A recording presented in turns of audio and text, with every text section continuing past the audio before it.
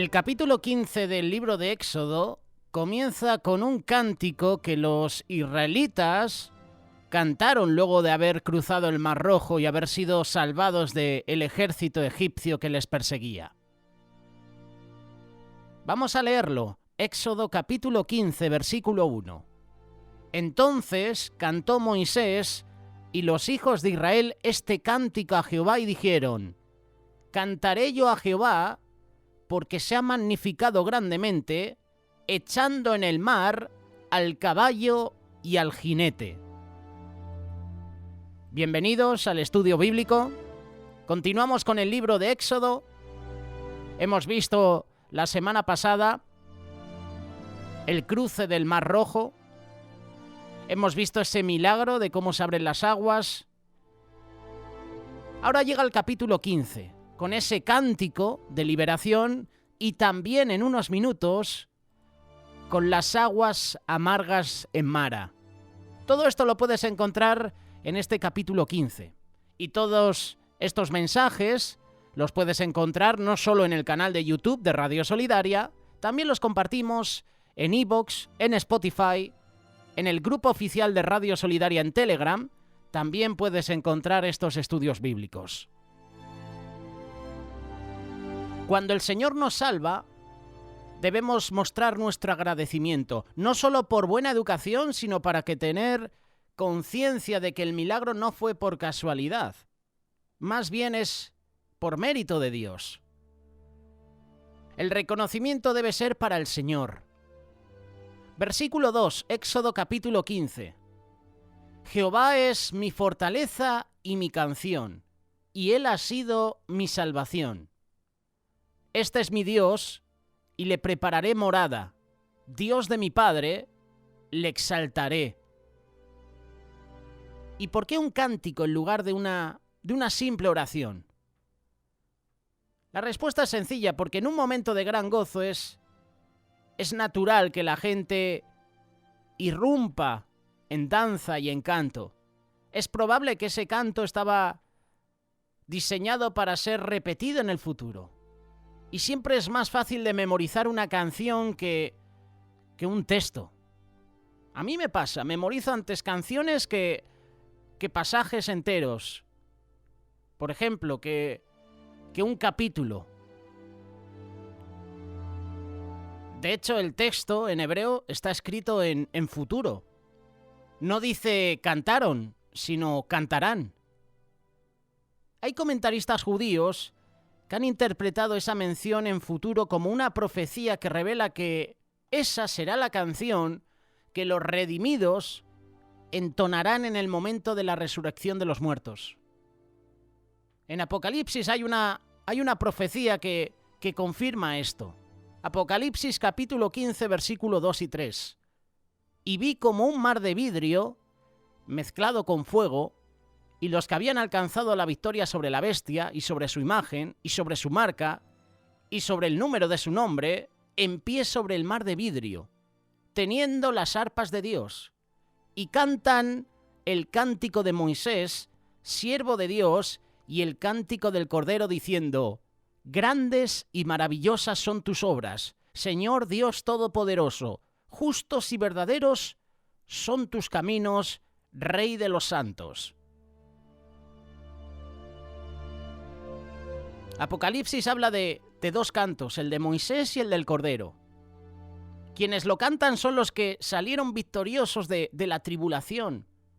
Hablamos de los sellos y de las trompetas. Y cantan antes que las copas de la ira sean derramadas. El cántico de Moisés podría referirse perfectamente a este que encontramos en el libro de Éxodo capítulo 15, pero también hay otra opción y la veremos próximamente. Deuteronomio capítulo 32. Este fue el cántico que Dios le encargó a Moisés que escribiera antes de morir, y fue una advertencia al pueblo de Israel. Vamos a leerlo.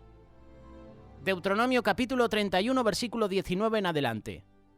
Ahora pues, escribe este cántico y enséñalo a los hijos de Israel.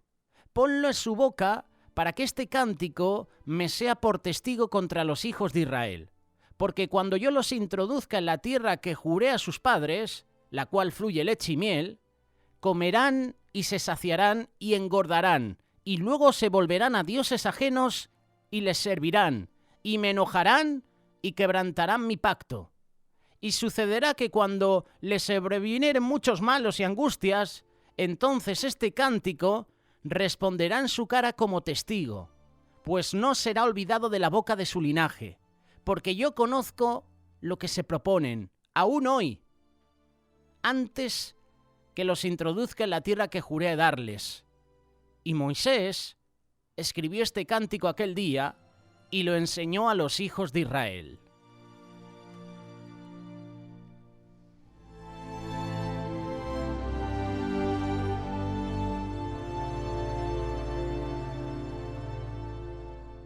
¿Cuál será el cántico que menciona la carta de Apocalipsis? En la tradición hebrea, el canto de Éxodo es conocido como Cántico del Mar. En hebreo, Shirat Hayam.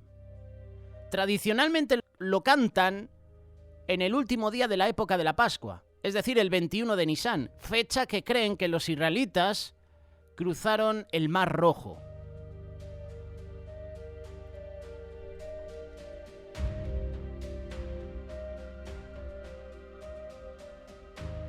En tiempos del templo, los levitas entonaron este cántico todos los días.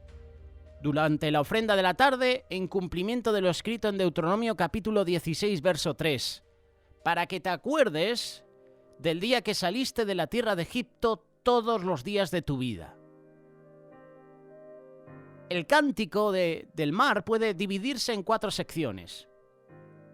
Del versículo 1 al versículo 10, Dios venció al ejército egipcio. Del versículo 11 al versículo 13, Jehová es incomparable. Del versículo 14 al 16, la señal en los pueblos vecinos, el efecto que produjo ese milagro en los enemigos de Israel, y del 17 al 18, lo que Dios todavía hará por Israel. En ese contexto del milagro del Mar Rojo, Dios se presenta a su pueblo con una nueva descripción de quién es Él.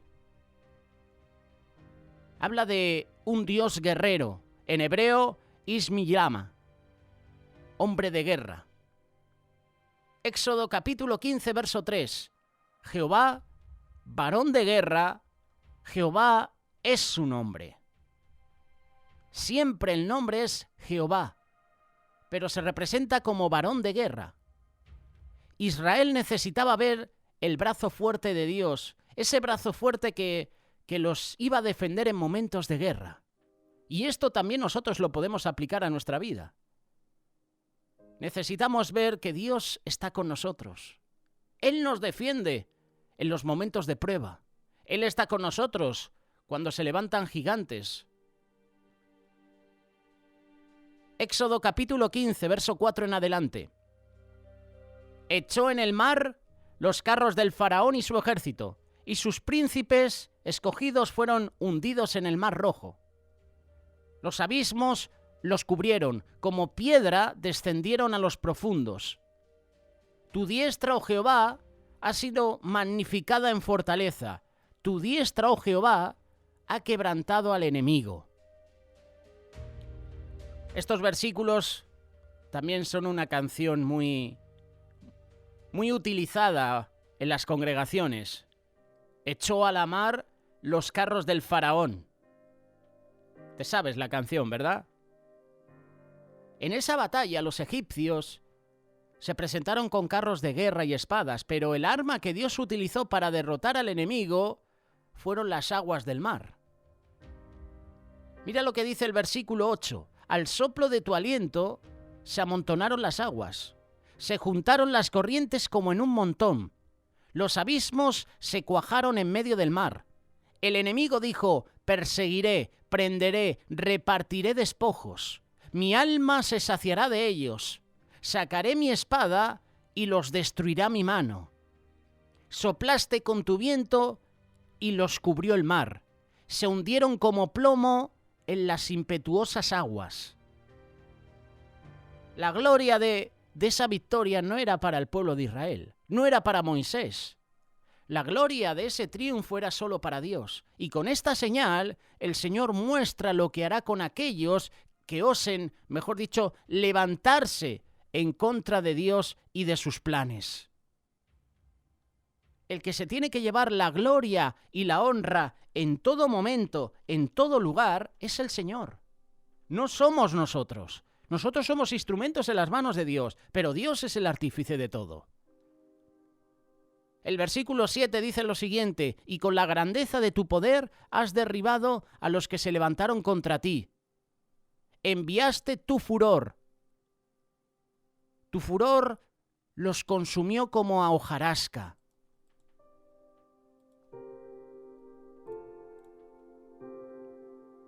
Los israelitas debían conocer que Dios es varón de guerra, no solo en relación a los egipcios, sino sobre todo por los pueblos que debían conquistar en el futuro, cuando llegarán a la tierra de Canaán.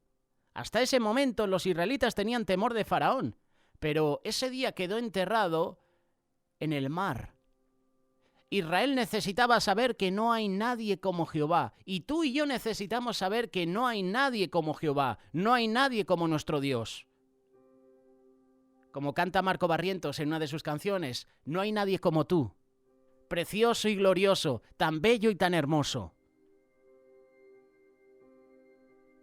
¿Quién como tú, Jehová, entre los dioses? ¿Quién como tú, magnífico en santidad, terrible en loores, hacedor de maravillas?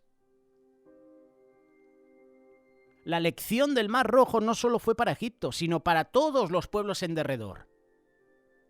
El versículo 14 dice lo siguiente: lo oirán los pueblos y temblarán.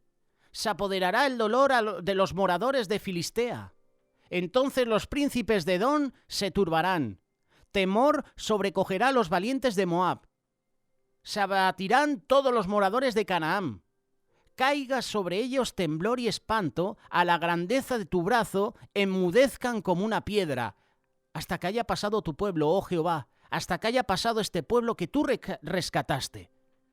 Está hablando aquí de naciones poderosas, naciones enemigas de Israel. Tenemos a los filisteos, tenemos a los edomitas, tenemos a los moabitas y tenemos a los cananitas. Canaán, Moab, Edom y Filistea. Hoy en día también naciones enemigas de Israel. Dios no les describió a los israelitas exactamente cada paso que iban a dar después de cruzar el Mar Rojo, pero por lo menos les dio la dirección que iban a tomar. Estaban dejando Egipto atrás y Dios les revela que los llevaría a la tierra prometida, la tierra que el Señor prometió a Abraham que le daría a sus hijos. Los israelitas eran los descendientes que heredarían la tierra. Dios nos revela todos los pasos de nuestro futuro. Nos muestra la meta, pero deja un poco de misterio sobre los pasos, sobre las paradas. Y esto hace que cada día le busquemos. Esto hace que cada día dependamos de Él. Si supiéramos el futuro ya no le preguntaríamos nada, sino que seguiría cada quien con su plan.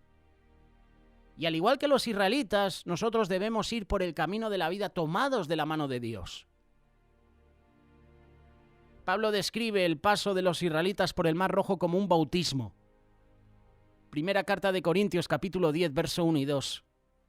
Mas no quiero, hermanos, que ignoréis que nuestros padres todos estuvieron bajo la nube, y todos pasaron a través del mar, y todos en Moisés fueron bautizados en la nube y en el mar. Así como uno deja enterrado el viejo hombre en las aguas del bautismo, también Israel dejó su vieja vida en el Mar Rojo. Ahora no solo Israel salió de Egipto, sino que Egipto salió del corazón de los israelitas. O eso pensamos algunos, porque lo veremos próximamente, cómo el pueblo se empieza a quejar y empieza a murmurar contra Moisés. Y empiezan a decir, estábamos mejor en Egipto. Salieron de Egipto, pero como hemos dicho en otras ocasiones, Egipto no salió de su corazón. De esta forma, el pueblo de Dios comenzaba oficialmente una nueva vida separada de Egipto. Egipto que para nosotros representa el mundo. Y este capítulo 15 continúa. Y llega uno de los pasajes que te invito a que leas, porque tiene unas enseñanzas que tienes que recordar. Luego del milagro del Mar Rojo y de ese cántico de Moisés, en agradecimiento por la salvación de Dios, los israelitas siguen su camino. Recordemos que los israelitas no se fueron por el camino más corto, ni el más fácil. No tenían GPS de los que tenemos hoy en día. El GPS del pueblo era Dios. Así que uno podría decir, mejor por aquí, no, mejor por allá. Desconocían la ruta. Y su guía era Dios.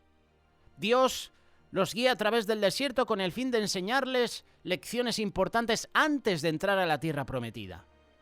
Y la primera prueba en el desierto también tenía que ver con agua, pero con agua potable. Éxodo capítulo 15, verso 22. E hizo Moisés que partiese Israel del Mar Rojo y salieron al desierto de Sur y anduvieron 3 días por el desierto sin hallar agua. Qué tremendo, ¿verdad? En verano, la Iglesia Cuerpo de Cristo, la ONG Remar, hace campamentos para niños, hace campamentos para adolescentes. Y en el campamento de adolescentes, durante 1 o 2 días más o menos, solemos hacer una acampada. Hacemos una ruta, un senderismo de varios kilómetros, acampamos en un lugar, dormimos ahí, hacemos una vigilia, al día siguiente hacemos un devocional, desayunamos, recogemos toda la zona y partimos de nuevo. Yo nunca he estado en una acampada sin agua, sin comida. Siempre hemos llevado recursos, por lo menos para esa noche, para ese día de travesía. ¿Por qué te cuento esto? Porque Israel estuvo 3 días. Sí, anduvieron 3 días por el desierto sin hallar agua. Yo me he encontrado en la situación, en estos campamentos, de ver cómo jóvenes consumían el agua en los primeros 45 minutos de travesía. Si era una travesía, si era una ruta de 15 kilómetros en total, 7 y 7, en la primera hora, la mayoría de los jóvenes ya había consumido 1 o 2 botellas de agua.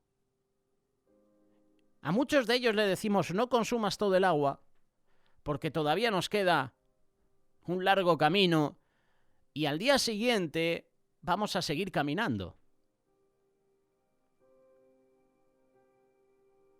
Te cuento esto porque Israel estuvo en el desierto. Nosotros la ventaja es que cuando andamos lo solemos hacer por zonas con árboles, con sombra, pero Israel estuvo en pleno desierto, andando 3 días. Nosotros hacemos rutas que pueden ser de 5 o 6 horas andando, prácticamente. En total la ruta nos lleva 12, 13 horas en lo que arrancamos, en lo que acampamos y en lo que regresamos.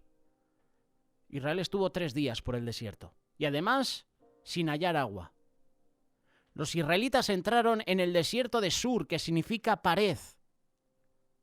Otra vez los israelitas se topan con una pared simbólica. El problema con el desierto es que no hay agua, lo cual, como tú sabes, el agua es indispensable para vivir.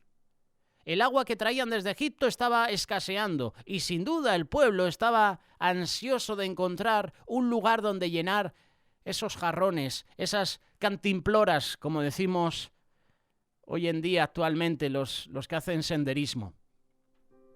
Los militares también usan cantimploras para llenar agua. Finalmente llegaron a un lugar donde había agua, pero no era lo que esperaban. Versículo 23. Llegaron a Mara y no pudieron beber las aguas de Mara porque eran amargas. Por eso le pusieron el nombre de Mara. Mara significa amargo. y por eso llamaron así al lugar. ¿Qué iban a hacer los israelitas sin agua potable en medio del desierto? Eso fue lo que le preguntaron a Moisés. Versículo 24. Entonces el pueblo murmuró contra Moisés y dijo: ¿qué hemos de beber? Desde el principio se hizo evidente que el pueblo había puesto sus ojos en Moisés. Él era como un padre a quien los israelitas buscaban para resolver sus problemas. Y en esta etapa podría considerarse normal esa tendencia del pueblo. Israel era como un bebé que demanda leche de su madre, sin importar las circunstancias. Y Moisés se comportó como un padre, buscó la solución. Pero como no había solución humana, Moisés sabía que debía buscar a Dios para resolver el problema. Moisés clamó y el Señor respondió. Versículo 25. Y Moisés clamó a Jehová, y Jehová le mostró un árbol, el cual cuando lo metió dentro de las aguas se endulzaron, y allí les dio estatutos y ordenanzas, y allí los probó. Así termina este versículo 25, Éxodo capítulo 15. Dios no envió lluvia del cielo, no abrió un manantial en la tierra, más bien les instruyó a hacer algo inusual: cortar un árbol y echarlo en las aguas amargas. Eso no era un truco de magia, no era un experimento científico, más bien es una lección espiritual. Hay algunos que interpretan que ese árbol es como el madero de la cruz de Jesús. Y no hay duda que la muerte del Señor trajo salvación y endulzó la vida, porque estábamos condenados a muerte. Sin embargo, este versículo hace referencia a otro tipo de árbol. Más adelante el versículo dice que allí Dios les dio estatutos y ordenanzas. Proverbios capítulo 3 habla de los mandamientos de Dios y los relaciona con el árbol de la vida. Proverbios capítulo 3 verso 1. Hijo mío, no te olvides de mi ley y tu corazón guarde mis mandamientos. Proverbios capítulo 3 verso 17 y 18. Sus caminos son caminos deleitosos y todas sus veredas paz. Ella es árbol de vida a los que la abrazan, y bienaventurados son los que la retienen. Al endulzar esas aguas amargas, Dios enseña al pueblo de Israel que los mandamientos pueden transformar una vida amarga en una dulce y placentera. Salmo 119, verso 103. Cuán dulces son a mi paladar tus palabras, más que la miel a mi boca. También el Salmo 19 habla de la bondad y de los mandamientos de Dios. Te invito a que lo leas, Salmo 19, verso 7 en adelante. Deseables son más que el oro y más que mucho oro afinado, y dulces más que la miel y la que destila del panal. Hay una canción también que lanzó hace unos años atrás Jaime Murrell y Marcos Witt, que decía: